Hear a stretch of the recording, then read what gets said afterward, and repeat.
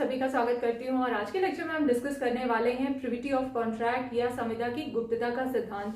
ये एक छोटा सा डॉक्ट्राइन है जिसे हमें कॉन्ट्रैक्ट में पढ़ना होता है। तो अभी हम देखते हैं कि what is privity of contract या संविदा की गुप्तता का सिद्धांत क्या है। संविदा की गुप्तता का सिद्धांत, जैसे कि हम जानते हैं कि कॉन्ट्रैक्ट में दो पक्षकार होते हैं, एक जो ऑफर देता है, एक जो ऑफर को एक्सेप्ट करता है या प्रपोजल को एक्सेप्ट करता है। तो इसमें कोई थर्ड पार्टी नहीं होती है, ए होता है प्लस बी होता है, इसमें सी नहीं होता है, कोई थर्ड पार्टी नहीं होती है। कॉन्ट्रैक्ट इन्हीं दो लोगों के बीच में होता है और गुप्तता का सिद्धांत यही कहता है कि जो ए और बी हैं, जो इस कॉन्ट्रैक्ट की पार्टी हैं, जो पक्षकार हैं इसके, उनको ही इस कॉन्ट्रैक्ट को लागू कराने का अधिकार है और उनको ही इस कॉन्ट्रैक्ट से मिलने वाले जो फायदे हैं वही मिलेंगे। किसी थर्ड पार्टी को ऐसा कोई भी अधिकार नहीं प्राप्त है कि वो संविदा को लागू करवा पाए।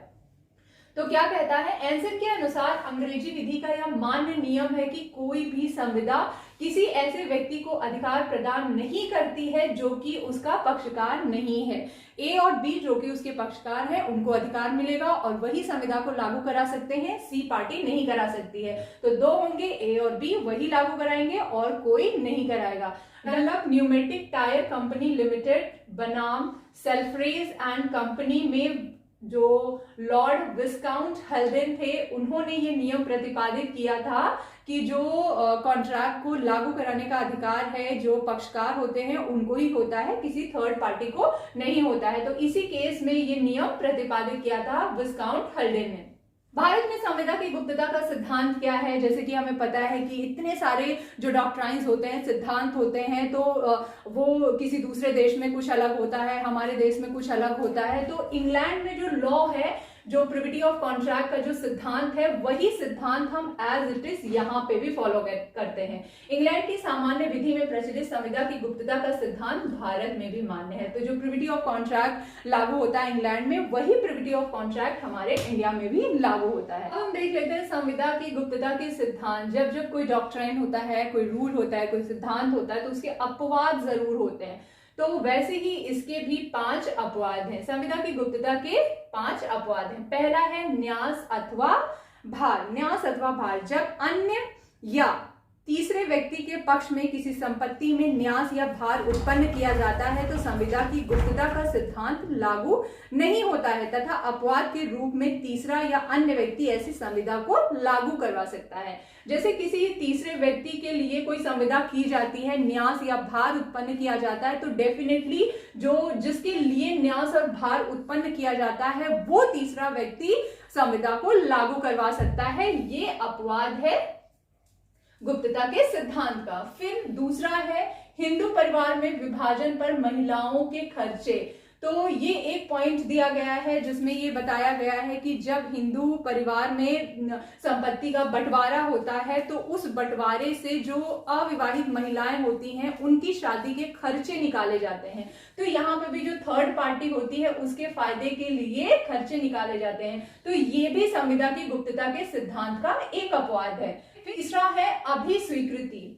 अभिस्वीकृति में जब किसी संविदा के अंतर्गत कोई पक्षकार या तीसरे व्यक्ति को कुछ धन देना स्वीकार करता है और वह तीसरे व्यक्ति या अन्य व्यक्ति में इसकी अभिस्वीकृति कर लेता है तो इसके द्वारा वह उत्तरदायित्व को स्वीकार कर लेता है और वह तीसरा या अन्य व्यक्ति भी ऐसी संविदा को लागू करवा सकता है। इसमें भी ऐसे ही है कि जब ए और बी सी के फायदे के लिए कोई कॉन्ट्रैक्ट कर रहे हैं तो डेफिनेटली सी उसको लागू करवा सकता है। जब ए और बी के बीच में जो कॉन्ट्रैक्ट हुआ है वो सी के फायदे के लिए हुआ है और इसके लिए बी ने और ए ने अभी स्वीकृति दे दी है तो सी इसको लागू करवा सकता है, यही बोला गया है। फिर हमारा नेक्स्ट है एजेंसी। एजेंसी विधि के अंतर्गत यदि क ने ख से संविदा की तो यह संभव हो सकता है कि ग क का स्थान ले ले तथा ख से संविदा लागू करवा सके यदि यह सिद्ध कर दिया जाए कि क ग के एजेंट के रूप में कार्य कर रहा था, चाहे वह इस बात से अनभिज्ञ हो।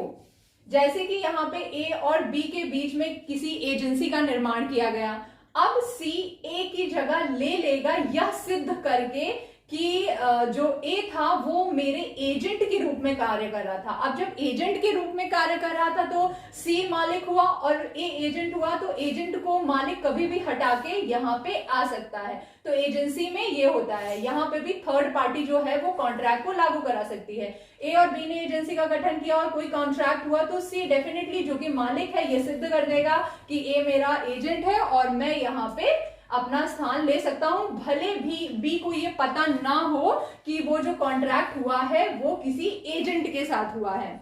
फिर हमारे नेक्स्ट पॉइंट आता है परक्राम में संलेख से संबंधित विधि या अधिनियमों में वर्णित अपवाद। अब परक्राम में और संलेखों में भी ऐसा ही होता है कि कुछ मामलों में अधिनियमों में इस प्रकार के अपवाद हैं कि यदि ग के हित के लिए क और ख संविदा करते हैं तो ग ऐसी संविदा को लागू करवा सकता है। यहाँ पे भी ऑलमोस्ट पॉइंट्स में यही है कि जो सी पार्टी होती है वो बेनिफिशियरी होती है, उसको किसी ना किसी प्रकार का लाभ मिल रहा होता है जो कि वो तभी कॉन्ट्रैक्ट को लागू कराती है, क्योंकि ए और बी जो है वो कॉन्ट्रैक्ट ही सी के लिए कर रहे हैं, सी के फायदे के लिए कर रहे हैं, तो इसीलिए सी जो है या थर्ड पार्टी जो है वो उस कॉन्ट्रैक्ट को लागू करा सकती है। तो इसी वजह से ये कॉन्ट्रैक्ट को लागू करा सकती है। यही है हमारा प्रिविटी ऑफ कॉन्ट्रैक्ट की, जो थर्ड पार्टी होती है वो कॉन्ट्रैक्ट को लागू नहीं करा सकती है, लेकिन इन कंडीशंस में थर्ड पार्टी कॉन्ट्रैक्ट को लागू करा सकती है। आज के लेक्चर में बस इतना ही, मिलते हैं नेक्स्ट लेक्चर में, तब तक के लिए धन्यवाद।